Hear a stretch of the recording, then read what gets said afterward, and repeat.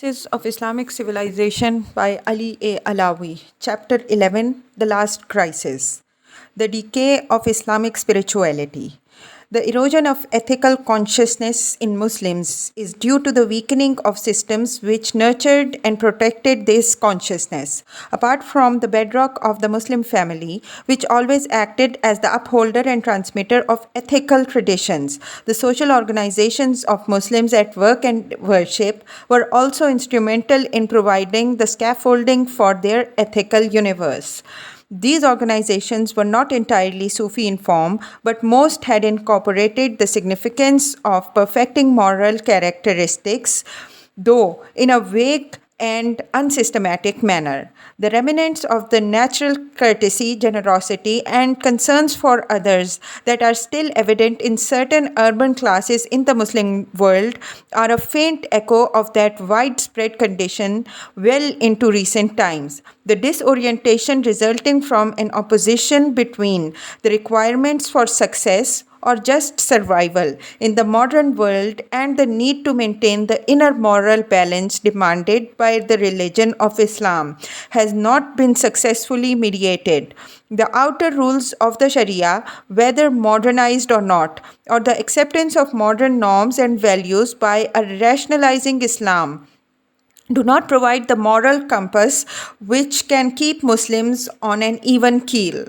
The imbalance frequently leads to despair and violence or to a lingering sense of personal betrayal of one's traditions and values.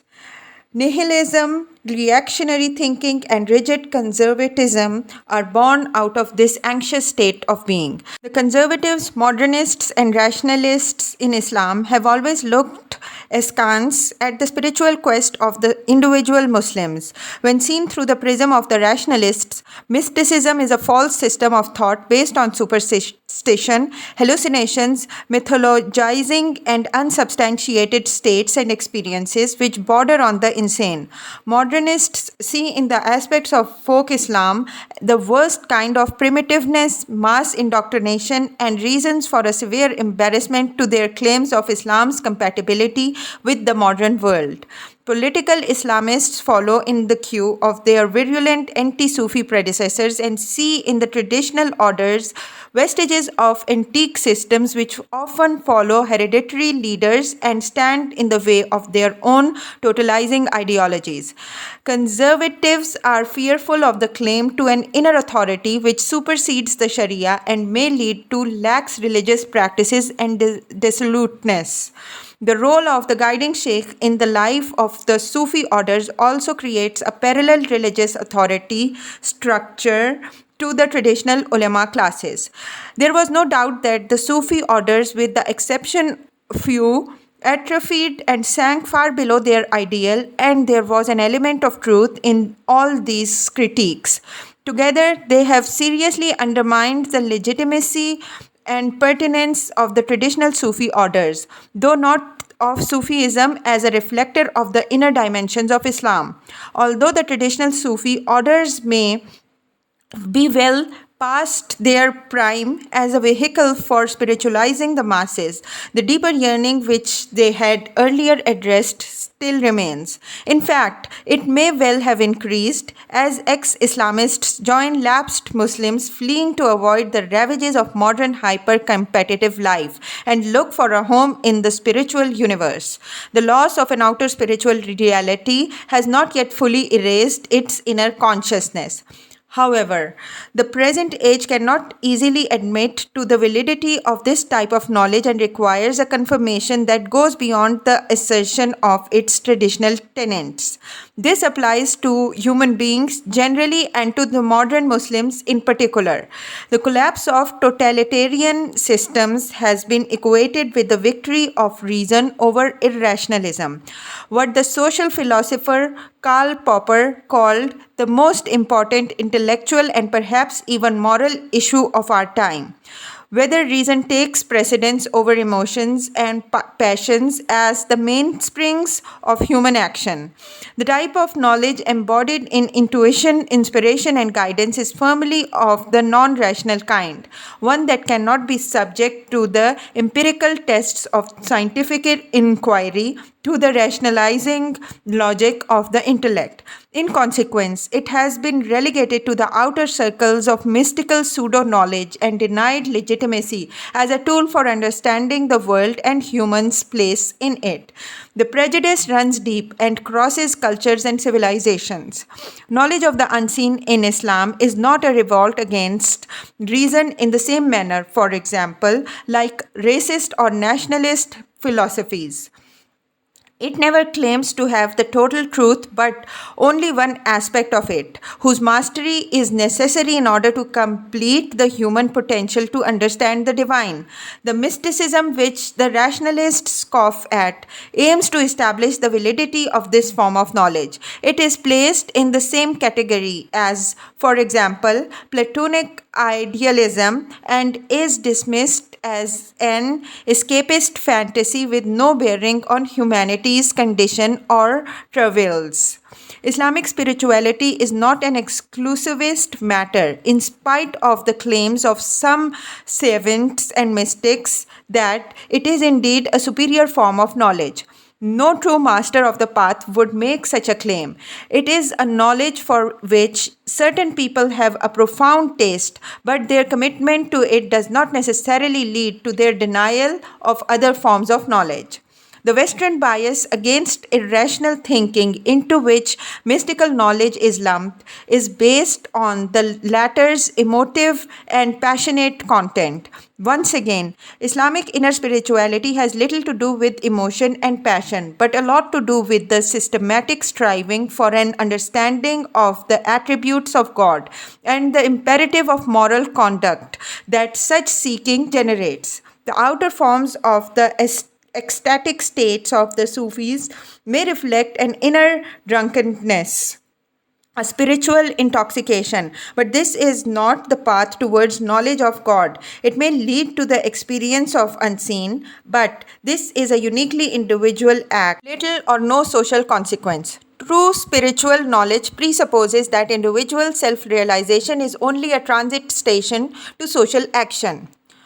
The tripod of Islam.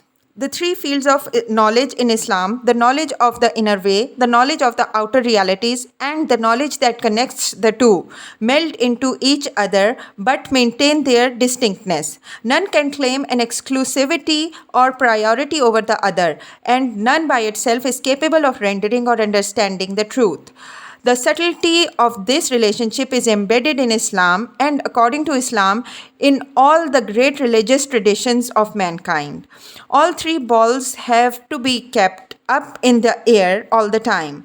The comprehending, balanced, and ethical human being realizes this in his or her knowledge, conduct, and action.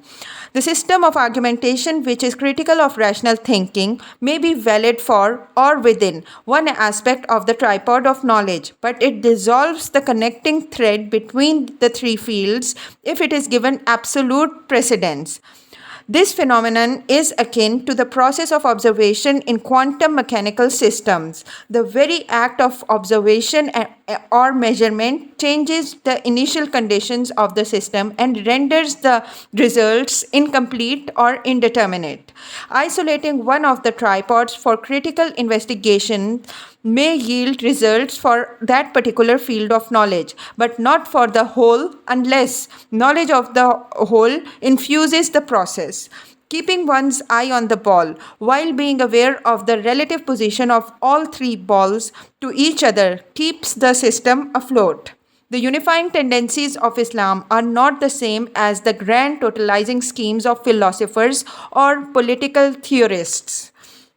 Islam is not an idea that can be put alongside others such as the Platonic ideal, the Hegelian spirit, or the nation. Neither is it a rationalist perspective on man and society which might be compared and contrasted to other empirical and rationalist theories. Society has a reality in Islam, for example, and is not a set of interpersonal relationships based solely on the fact of individuals dealing with each other. The absurd statement of Margaret Thatcher, a Britain's Prime Minister in the 1980s, that there is no such thing as society, there are individual men and women, and there are families, has no echo in Islam because, while partly true, all groups are composed of individuals, it destroys that truth by conflating an aspect of it with the whole. Similarly, a collective or idealist definition of truth is necessarily incomplete and can be often tyrannical. It destroys the possibility of an individual's autonomy or for freedom of action. Islam's would-be reformers have fallen into the very same trap when they focus on an aspect of Islam and claim that its overhaul, rereading, or reinterpretation will create the conditions for the elevation of Muslims. That does not invalidate the critical examination of Islam's legacies, but it limits its imperative potential. Once this limited methodology for assessing Islam's legacy becomes the norm, it will hold no brief for its better understanding or practice. Islam will cease to be the reality for Muslims and become yet another system of belief or reasoning. A knowledge, or at least an awareness, of the comprehensive nature of Islamic knowledge should be a precondition for the investigation of the nature of Islam. Al-Ghazali understood this and tried to reflect it in his synthesis. Of course, the scope and scale of knowledge is vastly greater now than it was in the medieval Islamic period, but this does not vitiate the need to be aware of the present state of knowledge. In fact, it makes it even more vital. However, the starting point of reinventing Islamic civilization must be independent existence of a uniquely Islamic interpretation of the world, with an ethics rooted in the religion of Islam at the base of the rebirth of Islamic civilization. The nature of knowledge becomes not just a scholarly or philosophical subject, but one that goes to the heart of the matter.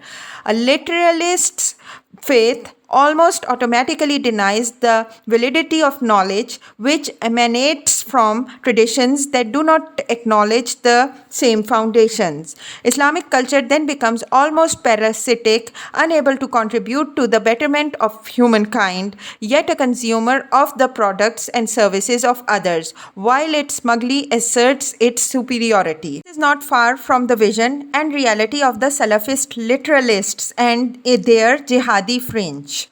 A liberal Islam, on the other hand, is a curious amalgam of Western norms and values with their ever-changing composition and a private spirituality which follows selectively esoteric aspects of Islam. This kind of Islam is in reality a part of the Western tradition, a religion that is not much different from the westernization of the other world faiths, for instance, Buddhism in the West. It is unfortunate that such an Islam is frequently conflated with Sufism, which in the West at least has become an almost separate religion or cult, as its Sharia aspects are allowed to atrophy.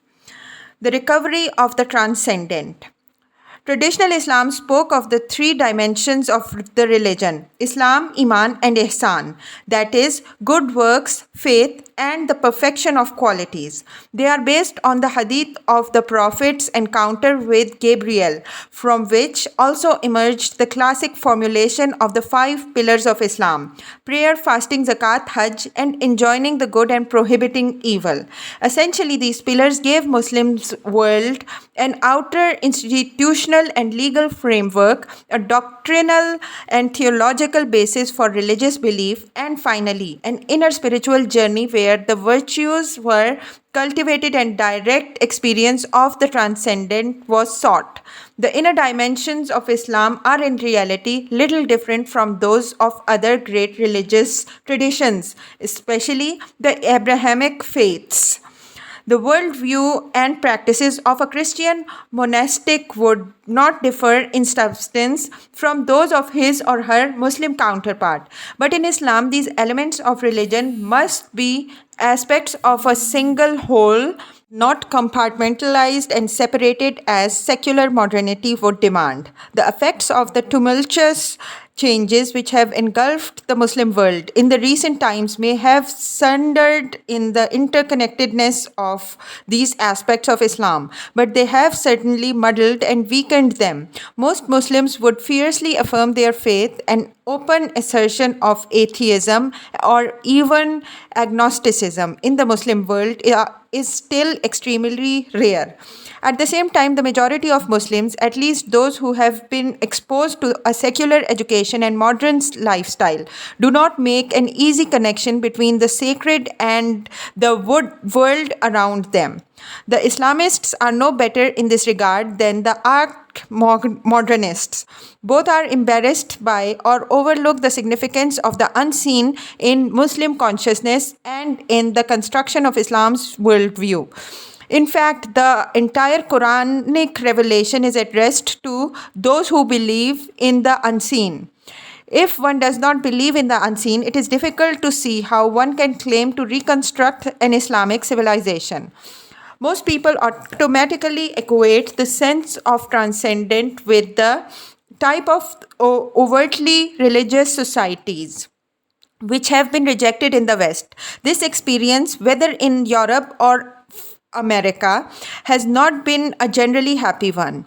The examples of an overbearing priesthood, a prim and hypocritical public piety, rigid conformity in personal and social behavior, conjecture up all that is antithetical to the free human spirit. Very few people in the West have any hankering for the Puritan world of 17th century Massachusetts, the priggish bourgeoisie life of mid-Victorian England, or the stifling official religiosity of Franco Spain.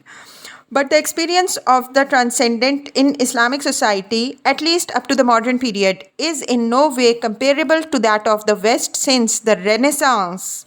Islamic society was not structured along official religious lines in the conventional sense of the word.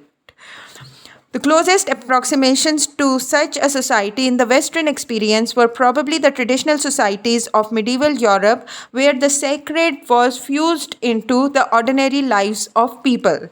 Modernity did not affect Islam just by separating state from religion, but also by reducing the natural sense of the sacred in the people's daily lives.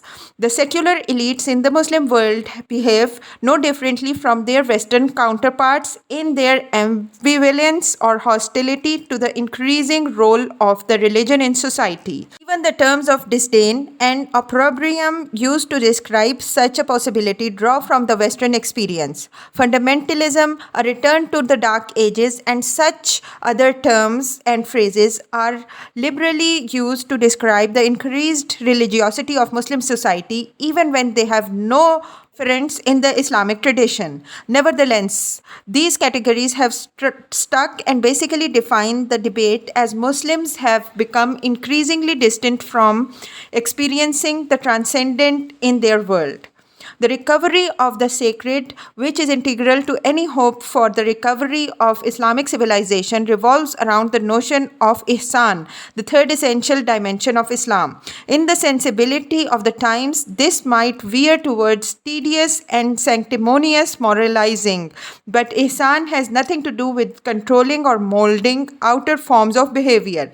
It is a conscious pursuit on the part of the individual to perfect virtuous qualities which are associated with the inner spiritual journey. This pursuit was undertaken in the past through affiliation to the various Sufi tariqas, which had millions of adherents and adepts, or in the Shia lands through the more individualist and even solitary path of Irfan, the metaphysical form of Sufism, which was acceptable to the Shia consciousness. The tariqas cannot be compared to the monastic orders of Christianity, if only because of their scale and ubiquity in Islamic public life. The modernist and Islamist assault on the spiritual paths of Islam destroyed a crucial form of organization which had encouraged the inculcation of moral qualities in the mass of the population as well as in the elites.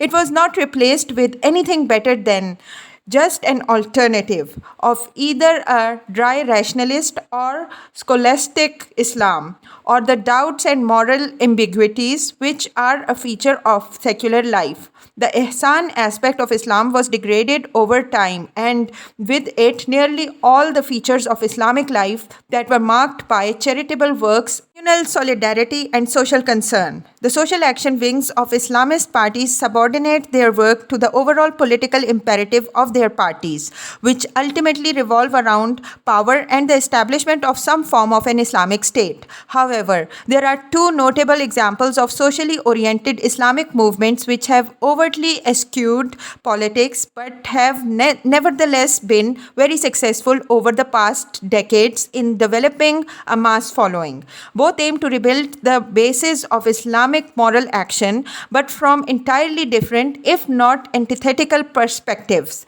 The first is the Tablighi Jamaat, a movement first launched in North India in 1925 by the cleric Maulana Muhammad Ilyas. Its original intent was to strengthen the Islamic identity of lapsed Indian Muslims and to counter the syncretic tendencies in Indian Islam. In 1946, it began to expand internationally under the guidance of Ilyas's son, Maulana Muhammad Yusuf, targeting the growing South Asian Muslim diasporas in Europe, the Middle East, and North America. The Tablighi Jamaat's main purpose has been to inculcate in its followers a commitment to living a life that is as closely patterned on the early Muslims as possible. Through their dress, their grooming, their strict devotion to the rituals of Islamic piety, and as an ascetic moral and family code, they seek to inspire in their adherents an absolute commitment to Islam as a way of life. The organization works through loose networks of various sized groups who undertake proselytizing missions to spread the message of Islam in neighborhoods, towns, and entire countries in South Asia, South Africa, and the Middle East, and increasingly in the West. The movement's main international headquarters is now in Britain. Those who, in one way or another, have been influenced by the Tablighi Jamaat and its 6 principles now number millions, mainly from the better educated members of the society. The group itself has not escaped its share of controversy, particularly in the post 9/11 environment. Some critics have gone so far to see in the Tablighi Jamaat a source of radicalization, even a preparatory school for the jihadists. Others, including Graham Fuller, a former CIA analyst and RAND scholar, consider the organization to be a peaceful and apolitical preaching to the people movement. The other purportedly non-political group that has achieved a huge following, especially in Turkey and the Turkic-speaking world, is the educational and social reform movement associated with Fatehullah Gulen. Gulen, a follower in his youth of Said Nursi, was a former functionary in the state religious bureaucracy.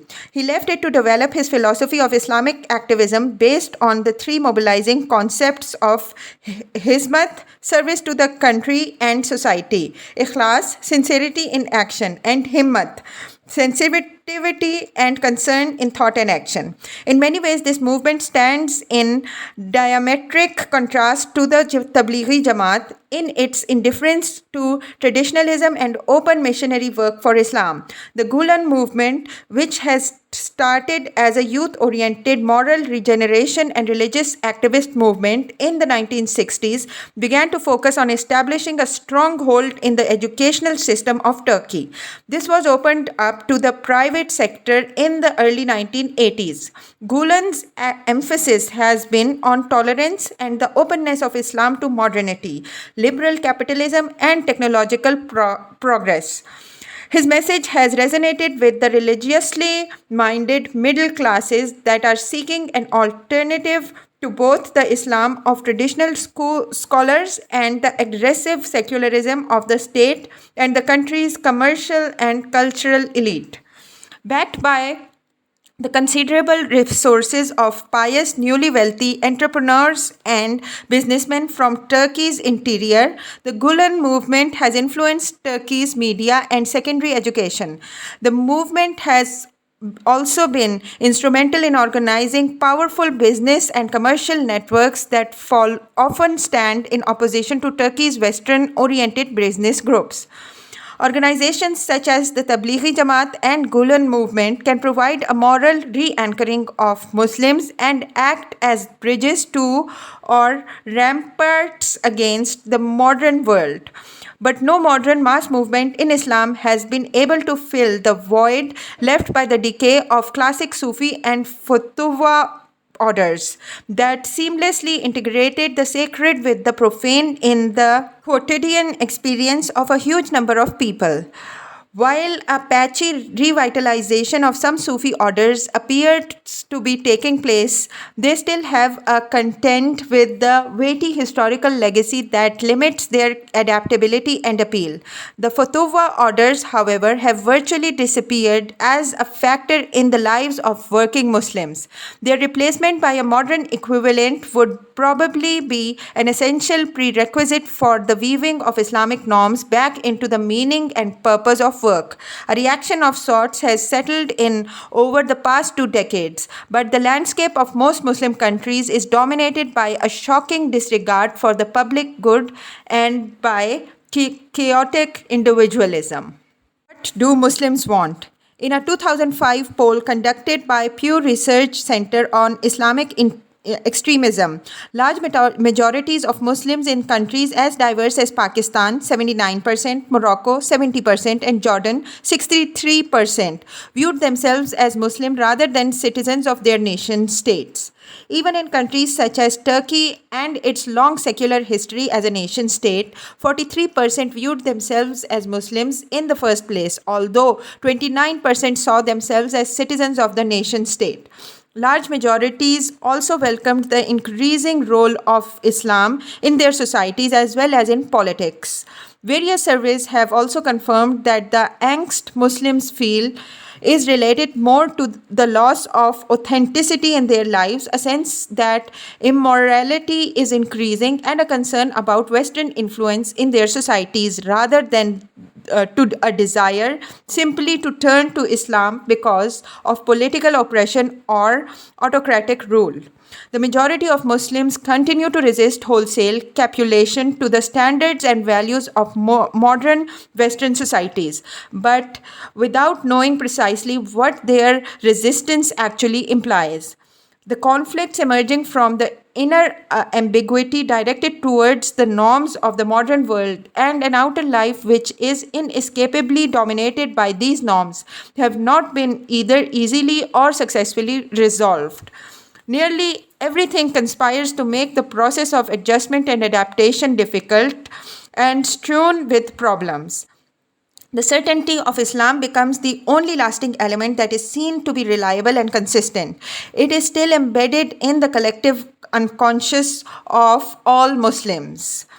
In this lies a vital contradiction. Islam offers an inner certainty to Muslims, but its outer expression as a civilization has been severely curtailed or abandoned. The inherent equilibrium demanded by Islam between Muslims' inner and outer lives has been disrupted.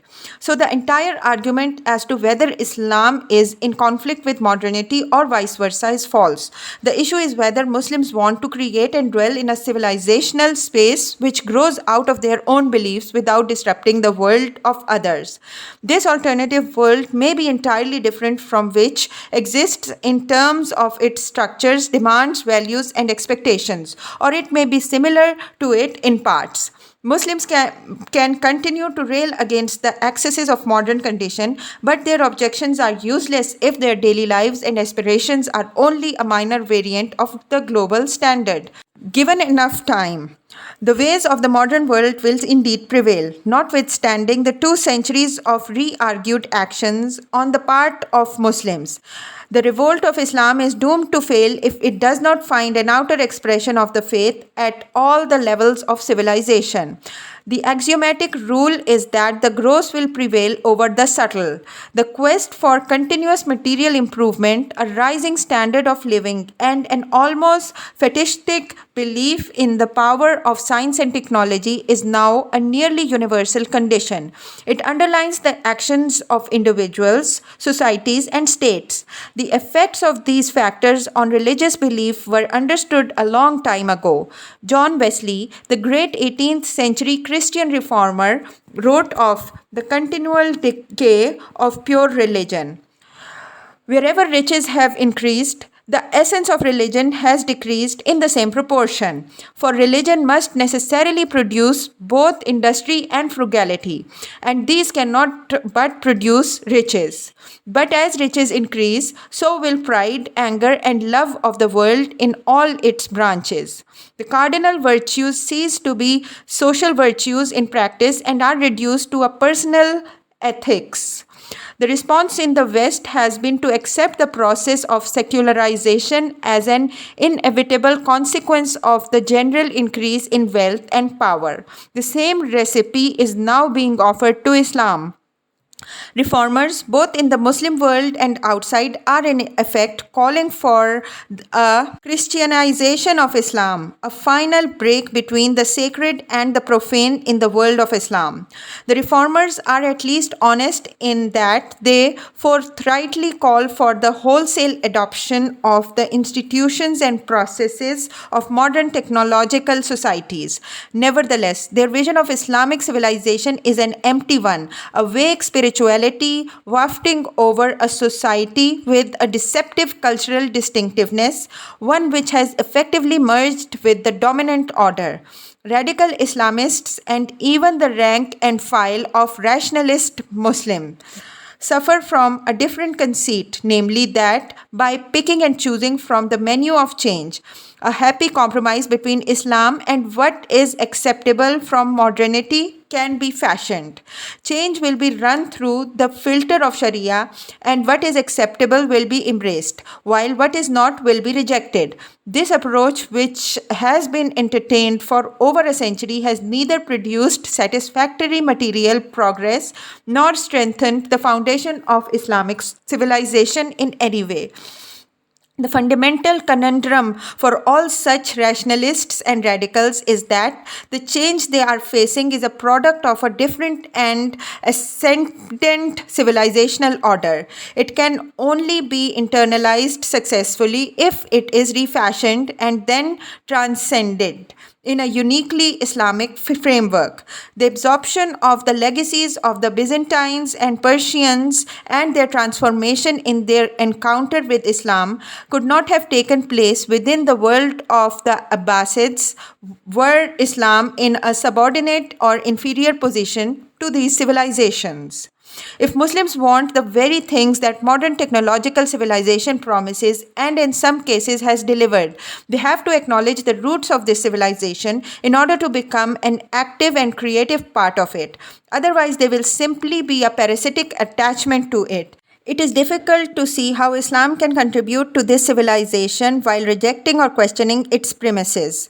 If it accepts the premises, then the best that Muslims can do is to package the final products of their civilization in ways which may be culturally or politically acceptable to their own societies. They can even participate in the dormant civilizational order and accept the risks that it might fatally undermine whatever is left of Muslims' basic identity and autonomy. This appears to be the path that the richer societies of the Muslim world have chosen for themselves. The Gulf countries' exuberant embrace of a frantic hyper-modernity only scantily garbed in Islamic idioms is the best example of it. The same path also appeals to the westernized professional classes who view their Islam as an inoffensive but distinguishing cultural ornament. However, if Muslims want to live an outer life which is an expression of their innermost faith, they have to reclaim those parts of their public spaces which have been conceded to other worldviews over the past centuries.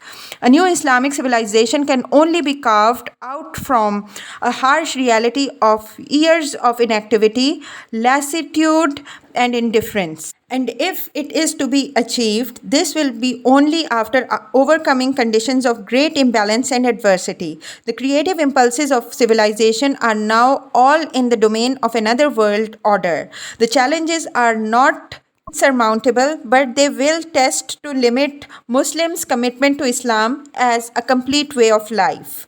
If Muslims do not muster the inner resources of their faith to fashion a civilizing outer presence, then Islam as a civilization may indeed disappear.